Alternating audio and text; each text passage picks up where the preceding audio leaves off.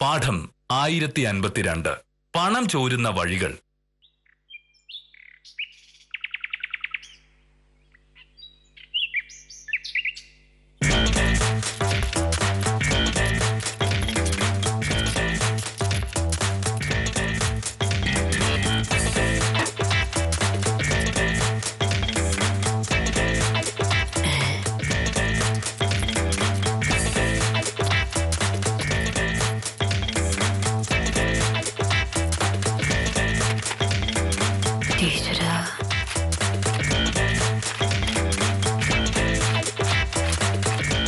ഇതുവരെയായിട്ടും കഴിഞ്ഞില്ലേ? കുറെ നേരമല്ലോ.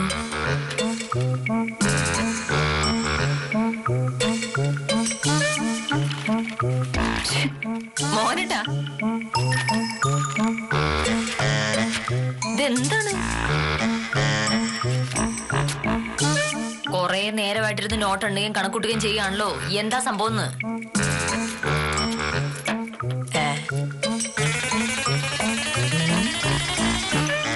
ഇതിന് മാത്രം സമയം ചെലവാക്കണമെങ്കിൽ എന്തെങ്കിലും ഒരു കാരണം വേണമല്ലോ. എന്തു പറ്റി? കണക്ക് ശരിയാവുന്നില്ല. എന്താണ്? കഴിഞ്ഞ ഒരാഴ്ചയായിട്ടുള്ള കണക്കൊന്നും ഇതുവരെ എഴുതിയിട്ടില്ല.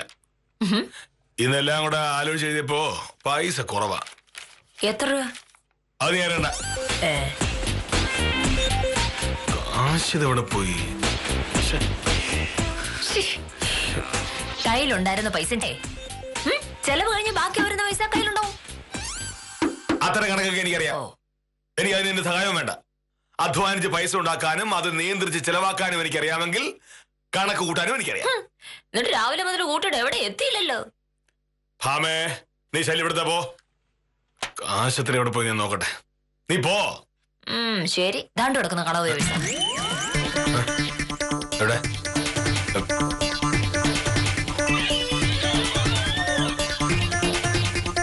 മാധവൻകുട്ടിയുടെ കടയിൽ കൊടുത്തത് 1185 രൂപ. അത് സാരമില്ല. നമുക്കിപ്പോ കേസ് തെളിയിക്കാന്നുള്ളതാണല്ലോ പ്രധാനം. വേറൊന്നും ആലോചിക്കണ്ട. ശരി, ഞാൻ 10 ആകുമ്പോഴേക്കും എത്തും. വിദ്യാലക്ഷ്മി ആയിരുന്നു മോനട്ടാ ഒരു കേസിന്റെ കാര്യം. പൈസ തരാന്ന് പറഞ്ഞിട്ട് അയാൾ ഇതുവരെയായിട്ട് പൈസ തന്നിട്ടില്ല. പക്ഷെ അതിന് പേര് നമുക്ക് കുഴപ്പം പറ്റില്ലല്ലോ. ഇതെന്താ പൈസ? പലചരക്ക് കടയിലെ മാധവൻകുട്ടിക്ക് 1185 രൂപ കൊടുക്കാനുണ്ട്. ഇന്ന് കൊടുക്കാമെന്ന് ഞാൻ പറഞ്ഞിട്ടുണ്ട്. പക്ഷേ രാവിലെ മാധവൻകുട്ടി കടയിലുണ്ടാവില്ല എന്നും പറഞ്ഞു. ഉച്ച കഴിഞ്ഞ് നീ കോടതിയിൽ വരുമ്പോ ഈ കാശ് കൊടുത്താൽ മതി. ബാക്കി 815 രൂപ കൃത്യമായി ചോദിച്ചു വാങ്ങണം.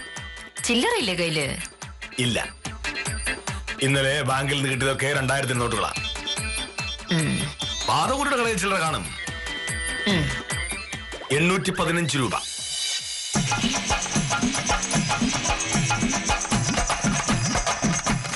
ആ 2000 രൂപയുടെ ബാക്കി എന്നപ്പോ ഇവള് പറ്റിച്ചു കാണും.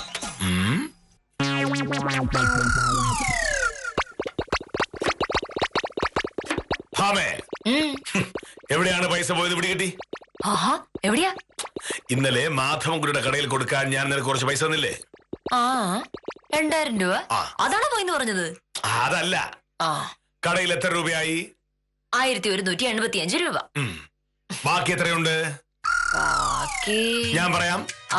815 രൂപ. കറക്റ്റ്. അത് ഞാൻ മോനിട്ട് തന്നായിരുന്നല്ലോ. നീ പൈസ തന്നു എന്നുള്ളത് ശരിയാ. പക്ഷേ അത് മുഴുവൻ ഉണ്ടായിരുന്നോ? അയ്യാടാ, എന്താ തരത്തിലുള്ള സംശയം? ഞാൻ ഇന്നലെ പൈസ തന്നപ്പോ മോഹനയുടെ തിരിച്ചു മറിച്ച് വേണ്ടി നോക്കിയതല്ലേ?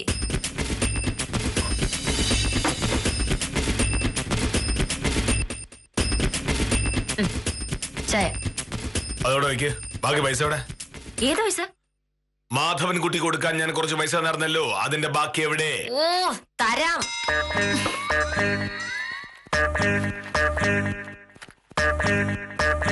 എത്ര രൂപയാണ് മാധവൻകുട്ടി കൊടുത്തത്? മോഹൻ അറിഞ്ഞൂടെ? 1185 രൂപ. ഇത് എത്രയുണ്ട്? അതിന്റെ ബാക്കി? അത് മനസ്സിലായി. ബാക്കി എത്രയാണെന്ന് എണ്ണി നോക്ക്.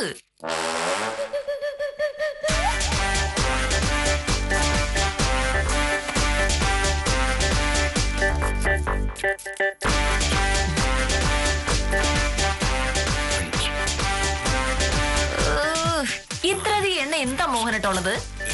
അത് 815 രൂപയുണ്ട്. അമ്മാതിരി എണ്ണൽ എണ്ണിട്ട് ഇപ്പൊ എന്നോട് ചോദിക്കുന്നത് എന്തിനാണ്? എന്നെ അതൊക്കെ കൃത്യമായിരുന്നു. അപ്പൊ പിന്നെ വേറെ എവിടെയാ പോയത്? എന്റെ എത്തുന്ന പൈസ കണക്കെല്ലാം കൃത്യം തന്നെയായിരുന്നു. വേറെ ആരൊക്കെ ആയിട്ടാണ് മോഹനയുടെ കാശിന് ഇടപാട് നടത്തിയെന്ന് മാത്രം ആലോചിച്ച് നോക്കിയാൽ മതി. അപ്പൊ അറിയാലോ. നിങ്ങളത് ചുമ്മാ രാഘവൻ ചേട്ടാ. ഭൂമി പോലെ ഓരോ ദിവസം കുറഞ്ഞുകൊണ്ടിരിക്കുകയാണ്. അതിന്റെ ഇടയിലാണ് രാഘവൻ ചേട്ടാ ഇങ്ങനെ ലോകത്തില്ലാത്ത വില പറയുന്നേ. അതെന്ന് പറഞ്ഞിട്ട് ഒരു കാര്യമില്ല. കച്ചവടം നടക്കണമെന്നുണ്ടെങ്കിൽ നാട്ടു നടപ്പ് അനുസരിച്ചുള്ള വില പറഞ്ഞേ പറ്റൂ. വേറെ എന്തോന്ന് വഴി? എന്തായാലും രാഘവൻ ചേട്ടാ ശരിക്കും ആലോചിച്ചതിന് ശേഷം വിളി. ശരി, ഞാൻ പിന്നീട് വിളിക്കാം. വേറെ ആലോചിക്കുന്നത്. സാറ് ഇപ്പൊ പറഞ്ഞേ ഉള്ളൂ. സാറ് വീട്ടിൽ എത്തിയെന്ന് പറഞ്ഞിട്ട് ഞാൻ അങ്ങോട്ട് കാണാൻ വരികയായിരുന്നു. എന്തിനാ? പിന്നെ സാറ് ഗോവിന്ദക്കുട്ടി കുറച്ച് പൈസ കൊടുത്തില്ലായിരുന്നാ? കൊടുത്തിരുന്നു. 4000 രൂപ ഇന്നലെ തരാമെന്ന് ഗോവിന്ദക്കുട്ടി പറയുകയും ചെയ്തിരുന്നു. എന്നാൽ ഇതുവരെ കിട്ടിയിട്ടില്ല. ഗോവിന്ദക്കുട്ടി ഇന്നലെ സ്ഥലത്തില്ലായിരുന്നു സാറേ. ഇന്ന് എന്നെ കണ്ടപ്പോ കയ്യോടെ വിളിച്ച് പൈസ ഏൽപ്പിച്ച്.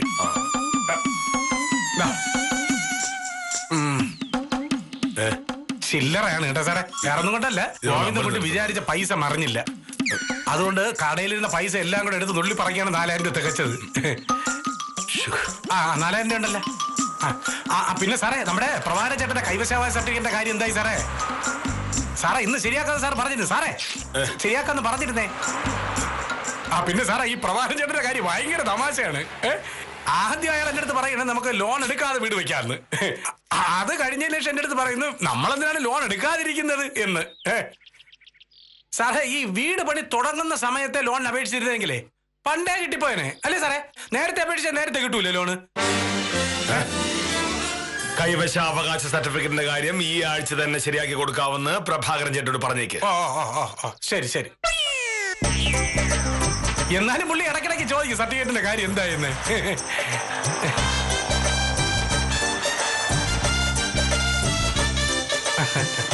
സാറേ, സർട്ടിഫിക്കറ്റിന്റെ കാര്യം മറന്നോല്ലേ? മറക്കും. എന്താണ്? ഉത്തമനാണ്. ഇന്നലെ ഉത്തമൻ എന്റെ കയ്യിൽ കുറച്ച് പൈസ തന്നു. അതിലായിരിക്കും കുറവന്നിട്ടുള്ളത്.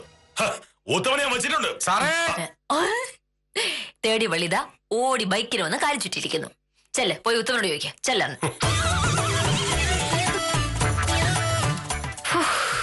1000ന്റെ കാര്യം വില്ലേജ് ഓഫീസർക്ക് ഓർമ്മ വരില്ലേ? നമസ്കാരമുണ്ട് സാറേ. സാറേ, പ്രഭാകരൻ ചേട്ടന്റെ കൈവശാവകാശ സർട്ടിഫിക്കറ്റിന്റെ കാര്യം. പ്രഭാകരൻ ചേട്ടന്റെ പ്രശ്നമൊക്കെ അങ്ങ് വെളിയിൽ കൊണ്ടുപോയിട്. ആദ്യം പരിഹരിക്കേണ്ടത് എന്റെ പ്രശ്നങ്ങളാ. സാറിന്റെ പ്രശ്നമോ? സാറിന് എന്തോന്ന് പ്രശ്നം? എത്ര നാളായി? എന്താ സാറേ? എത്ര നാളായി എന്ന് ആളുകളെ പറ്റിക്കാൻ തുടങ്ങിയിട്ട്? ഞാനാ പറ്റിക്കാന്? അതെ. ഗോവിന്ദൻകുട്ടി എനിക്ക് തരാൻ എത്ര രൂപയാണ് ഉത്തമന്റെ കയ്യിൽ തന്നു വിട്ടത്? 4000 രൂപ. ഉത്തമൻ എത്ര രൂപയാണ് എനിക്ക് തന്നത്? 4000 രൂപ. അല്ല, പിന്നെ ഉത്തമൻ ആ ചില്ലറ നോട്ടുകൾ കൊണ്ടുവന്ന് തന്നപ്പോഴേ എനിക്ക് സംശയം ഉണ്ടായിരുന്നു.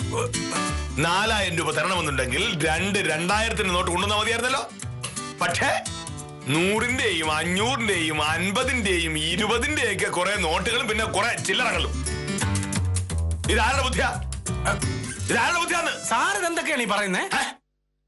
അല്ല, 4000 രൂപ 2000 നോട്ടുകളായി തന്നാൽ വാങ്ങുന്ന ആൾക്ക് തെറ്റില്ല. പക്ഷേ മുഴുവൻ ചില്ലറ നോട്ടുകളാവുമ്പോ ചിലപ്പോ എണ്ണാൻ പറ്റിയത് വരില്ല. ശരിയല്ലേ?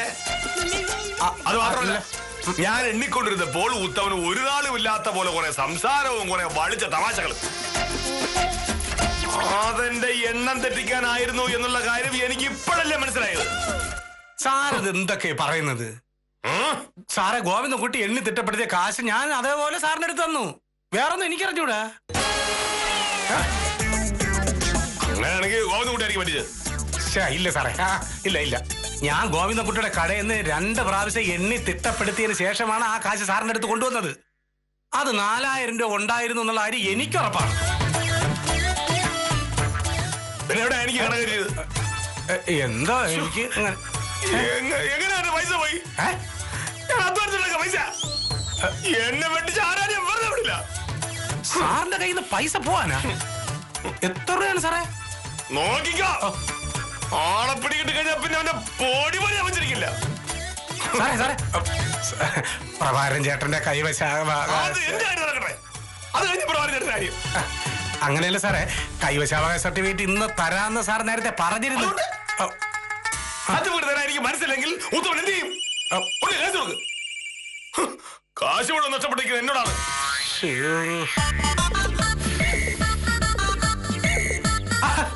വക്കീലിവിടെ നിൽക്കായിരുന്നു. ഞാൻ സാറിനെ ഒന്ന് കാണാൻ വേണ്ടി വന്നതാ. പിന്നെ എന്തൊക്കെയുണ്ട് വിശേഷങ്ങൾ? മോഹനേട്ടൻ പറഞ്ഞില്ലേ പൈസയുടെ കാര്യം? ഓ പറഞ്ഞു. അതെ, ആ ഗോവിന്ദൻകുട്ടി സാറിന് ഒരു 4000 രൂപ കൊടുക്കാണ്ടായിരുന്നു. അത് ഇന്നലെ എന്റെ കയ്യിൽ തന്നു വിട്ടു. ഞാൻ സാറിന്റെ അടുത്ത് കൊടുക്കുകയും ചെയ്തു. അതിലിപ്പോ കുറവുണ്ടെന്നാണ് സാർ എന്റെ അടുത്ത് പറയുന്നത്. എത്ര രൂപയാണ് കുറവുണ്ടെന്നുള്ള കാര്യം എന്റെ അടുത്ത് പറഞ്ഞില്ല. പക്ഷെ എനിക്കറിയാം എത്ര രൂപ കുറവെന്ന്. 1000 രൂപ. അത് വക്കീലിന് എങ്ങനെ അറിയാം? അതെ, മിനിങ്ങാന്ന് മോഹനേട്ടന്റെ കയ്യിൽ നിന്ന് ഞാനൊരു 1000 രൂപ കടം വാങ്ങിയിരുന്നു. ഇന്നലെ തിരിച്ചു കൊടുക്കാന്നായിരുന്നു ഞാൻ പറഞ്ഞിരുന്നത്.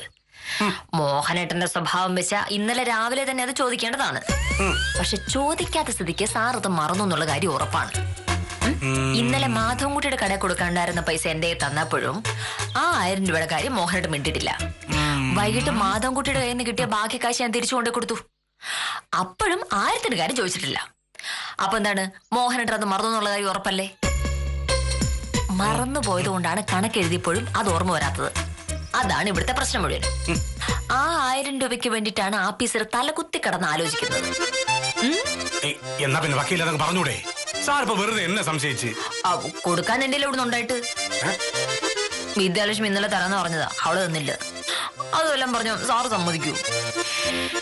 വിദ്യ പൈസ തരുന്നവരെ അക്കാര്യം ഓർമ്മിപ്പിക്കാതിരിക്കുന്നതാണ് ബുദ്ധി. പക്ഷെ അപ്പോഴേക്കും സാറ് നാട്ടുകാരെ മൊത്തം വിളിച്ച് ചോദിച്ചിരിക്കും. ഇപ്പൊ ഞാൻ വന്നില്ലായിരുന്നുണ്ടെങ്കിൽ ഗോവിന്ദൻകുട്ടി നേരിട്ട് വിളിച്ച് ചോദിച്ചനെ. വക്കീലെ എത്രയും പെട്ടെന്ന് സാറിന്റെ അടുത്ത് കാര്യം പറയുന്നതാണ് നല്ലത്. 1000 രൂപയൊക്കെ പോയെന്ന് പറഞ്ഞാൽ സാർ എന്ത് ചെയ്യുമെന്ന് പറയാൻ പറ്റൂല. പിന്നെ ഞാൻ ഇറങ്ങുന്നു കേട്ടാ.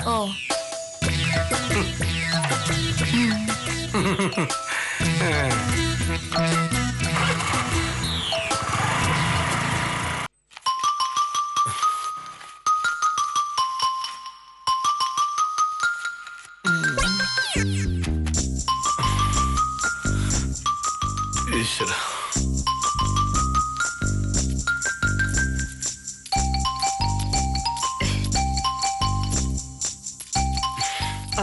മോനട്ടാ ഇങ്ങനെ മെനക്കെട്ട് എണ്ണിക്കൊണ്ടിരുന്ന നോട്ട് കൂടത്തൊന്നുമില്ലല്ലോ. ശരി, പൈസ കുറവുണ്ടെന്നുള്ളത് ഞാൻ സമ്മതിച്ചു. പക്ഷെ പോയ പൈസയുടെ പേരിൽ മോഹനട്ട് ഇങ്ങനെ വെപ്രാളം കാണിച്ചിട്ടുണ്ടെങ്കിൽ മോഹനട്ട് വല്ല അസുഖം വരൂട്ടോ. ഞാൻ ജോലി പറ്റില്ല. പൈസ എവിടെയും പോയിട്ടുണ്ടാവില്ല. കണക്കെഴുതിയപ്പോ തെറ്റിദ്ധരിക്കും. അതൊക്കെ സാധാരണ സംഭവിക്കില്ലേ? ഏതെങ്കിലും കണക്കെഴുതാൻ മറന്നാവോ? അല്ലാതെ മോനട്ട് കയ്യിൽ നിന്ന് പൈസ പോയിന്ന് പറഞ്ഞാൽ എനിക്കത് വിശ്വസിക്കാൻ പറ്റില്ല. എല്ലാ കണക്കും എഴുതി പോമേ. ആരെങ്കിലും എന്നെ പറ്റിയാവനേ വഴിയുള്ളൂ. പഠിക്കും. എന്റെ പൈസ അങ്ങനെ തട്ടിയെടുക്കാന്ന് ഒരാൾ വിചാരിക്കണ്ട. ഞാനത് സമ്മതിക്കില്ല.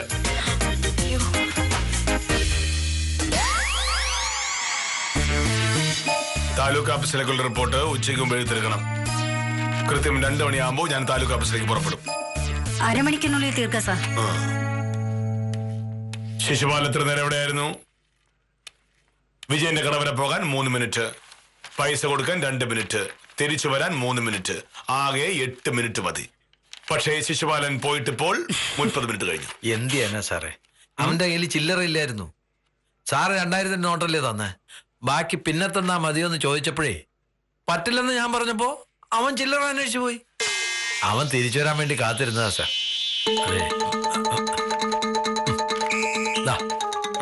ആകെ 235 രൂപയായി. ഇത് ബാക്കി പൈസ. വിജയം പറയാ ഇനി 500 രൂപയാകുമ്പോ ഒരുമിച്ച് തന്നാ മതിയെന്ന്. അങ്ങനെയാണെങ്കിൽ ചില്ലറയുടെ പ്രശ്നമില്ലല്ലോ ഒന്ന്. വിജയന്റെ സൗകര്യത്തിനല്ല ഞങ്ങൾ ഓരോ കാര്യങ്ങൾ ചെയ്യുന്നത് എന്ന് അദ്ദേഹത്തോട് അറിയിച്ചേക്കുന്നു.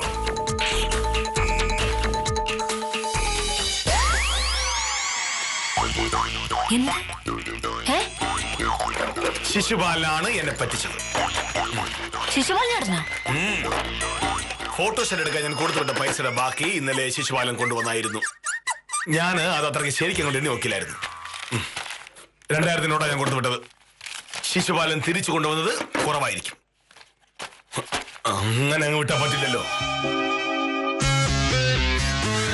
എന്തായാലും ഇപ്പോഴും എന്നെ സംശയമില്ല. പക്ഷെ പോയ കാശിന്റെ പേര് ഓഫീസർക്ക് ഭ്രാന്തായി പോവും.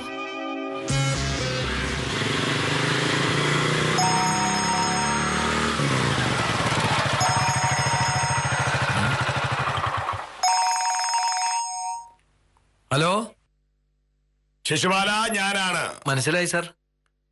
ശിശുപാലൻ ഇന്നലെ കടയിൽ പോയിട്ട് വന്നിട്ട് എത്ര രൂപയാണ് എന്റെ കയ്യിൽ തന്നത്? ഇന്നലെ ഞാൻ ആലോചിക്കണ്ട, ഞാൻ തന്നുവിട്ടത് 2000 നോട്ടാണ്. കടയിൽ എത്ര രൂപയായി? 235 രൂപ. രസീത് ഞാൻ കൊണ്ടുവന്ന് തന്നതാണല്ലോ സാർ. രസീതല്ലല്ലോ പ്രശ്നം, ബാക്കി പൈസയാണ്. ശിശുപാലൻ എനിക്ക് പൈസ തന്നപ്പോൾ എത്ര രൂപയാണ് തന്നത്? സാറേ, ഞാൻ ഒന്ന് പറ. ശിശുപാലനാണല്ലോ തരുന്നതെന്നോർത്ത് എനിക്കത് എണ്ണി നോക്കാനും പറ്റിയില്ല. പക്ഷേ ഞാൻ എണ്ണി നോക്കില്ല എന്ന് കരുതി ശിശുപാലൻ എന്നെ പറ്റിച്ചു. ഇല്ല സാർ, ഞാൻ മുഴുവൻ പൈസ സാറിന് കൃത്യമായിട്ട് ഏൽപ്പിച്ചതാ. സാറിനെ ഞാൻ പറ്റിക്കോ സാറേ? അല്ലെങ്കിൽ തന്നെ പൈസയുടെ കാര്യത്തിൽ സാറിനെ പറ്റിക്കാൻ ഈ ലോകത്ത് ആർക്കെങ്കിലും പറ്റുമോ? ഞാൻ മുഴുവൻ പൈസ തിരിച്ചു തന്നാ സാർ. ശരി, ഏതായാലും ശിശുപാലൻ ഒന്നുകൂടെ ആലോചിച്ച് നോക്ക്. ശിശുപാലൻ പൈസ തരില്ലെന്നാ പറഞ്ഞേ, പിന്നെ പൈസ അവിടെ പോയി. മോനേട്ടാ, ഇങ്ങനെ വെപ്രാളം കാണിക്കല്ലേ, എനിക്കത് പേടിയാവുന്നു. ഒന്ന് സ്വസ്ഥമായിട്ട് ആലോചിച്ച് അറിയാൻ പറ്റും. ഇനി പറഞ്ഞില്ലെങ്കിലും സാരമില്ല, അതൊക്കെ പോട്ടെന്ന് വെക്ക്. കോടിക്കണക്കിന് രൂപയൊന്നുമില്ലല്ലോ. കോടിക്കണക്കിന് രൂപ പോയാൽ മാത്രം അന്വേഷിച്ചാൽ മതി എന്നാണോ നീ പറയുന്നത്? അങ്ങനെയല്ല. ഞാനത് സമ്മതിക്കില്ല. കാരണം ആ പൈസ ഞാൻ അധ്വാനിച്ചുണ്ടാക്കിയതാ. എന്തായാലും പൈസ വെട്ടിച്ച ആളെ ഞാൻ കണ്ടുപിടിച്ചിരിക്കും, അതിൽ ഒരു സംശയമില്ല. അല്ല, അയ്യോ, കുറ്റം സമ്മതിക്കുന്ന നല്ലത്. ഇല്ലെങ്കിൽ പൈസയുടെ കാര്യം ഓർമ്മ വരുമ്പോ മോഹനേട്ടനെ തട്ടും.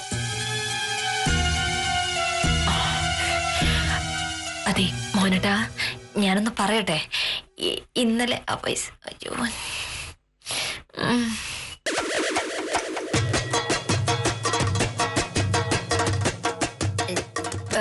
മോഹനേട്ടാ, എന്റെ പിറകെ നടന്ന് ശല്യപ്പെടുത്തരുത് ഞാൻ പല പ്രാവശ്യം പറഞ്ഞിട്ടുണ്ട്.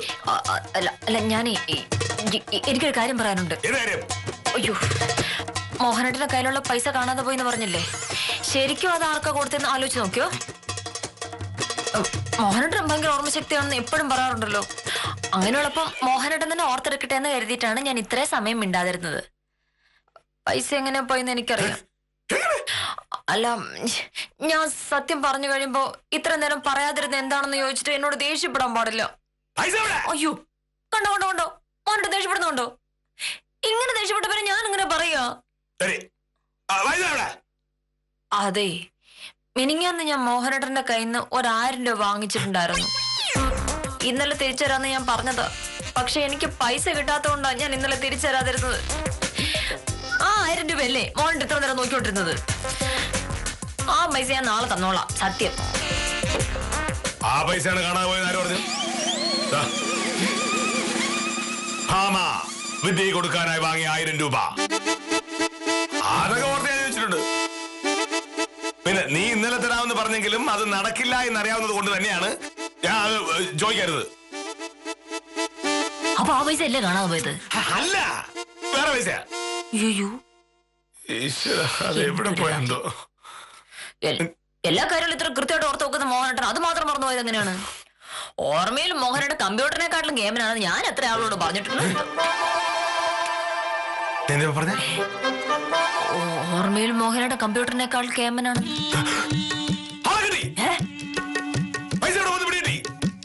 ഇന്നലെ ഞാൻ ആഫീസിൽ നിന്ന് വരുന്ന വഴി തയ്യൽ കട നടത്തുന്ന അച്യുതൻ ചേട്ടനെ വഴിയിൽ വെച്ച് കണ്ടു.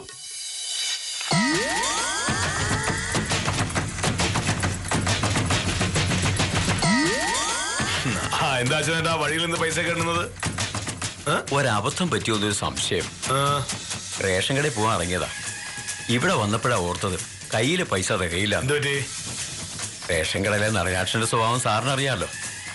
കടം തരില്ലെന്ന് മാത്രമല്ല 50 പൈസയ്ക്ക് പോലും കണക്ക് കുറയുകയും ചെയ്യും. അതുകൊണ്ട് റേഷൻ കടയിൽ കൊടുക്കാനുള്ള പൈസ കൃത്യമായി എണ്ണി വെച്ചിരുന്നതാ. എന്നിട്ട് രാവിലെ കോളേജിൽ പോകാൻ നേരം മൂത്ത ചെറുക്കൻ 5 രൂപ ചില്ലറ വേണമെന്ന് പറഞ്ഞു. മേശപ്പുറത്തിരിക്കുന്ന പൈസ എടുത്തോളാൻ ഞാൻ പറഞ്ഞു. അവൻ അതുപോലെ എടുത്തോണ്ട് പോയി. ഇപ്പോഴാ ഞാനത് ഓർത്തത്. കാര്യം പറഞ്ഞ 5 രൂപയുടെ കാര്യമേ ഉള്ളൂ. പക്ഷെ നളിനാട്ട് സമ്മതിക്കത്തില്ല. ഇനി തിരിച്ച് വീട്ടിൽ പോയി പൈസ എടുത്തോണ്ട് വരണം. അല്ല സാറേ, സാറൊരു 5 രൂപ തന്നാ നാളെ ഞാനങ്ങ് തിരിച്ചു തരാം. വെറുതെ വീട് വരെ നടക്കണ്ടല്ലോ. രാവിലെ സാർ ആഫീസിൽ പോകുമ്പോ ഞാൻ കടയിൽ കാണും. അപ്പൊ തിരിച്ചു തരാം. തിരിച്ചു തരും. 5 രൂപ.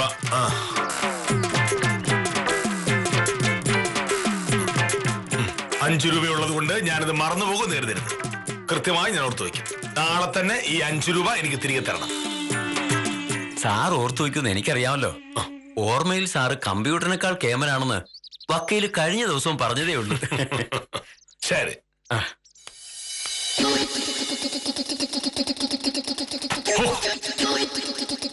അച്യുതൻ 5 രൂപ.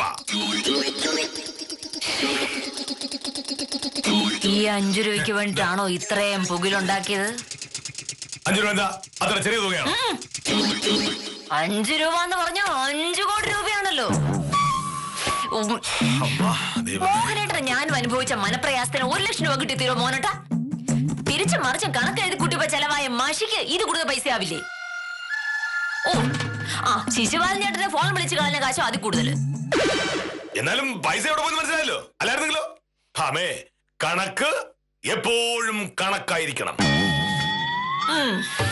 5 രൂപ അത്ര വലിയ തുകയാണോ എന്ന് വില്ലേജ് ഓഫീസറോട് ചോദിക്കരുത്. കണക്കെപ്പോഴും കണക്കായിരിക്കണമെന്ന ഇദ്ദേഹത്തിന്റെ ശാഠ്യം ഈ ജന്മത്തിൽ മാറാനും പോകുന്നില്ല. എന്തായാലും കാണാതെ പോയ കാശ് തിരിച്ചു കിട്ടിയല്ലോ എന്ന ആശ്വാസത്തിൽ ഇന്നത്തേക്ക് വിടാം. കാര്യം നിസാരം തുടരുന്നു.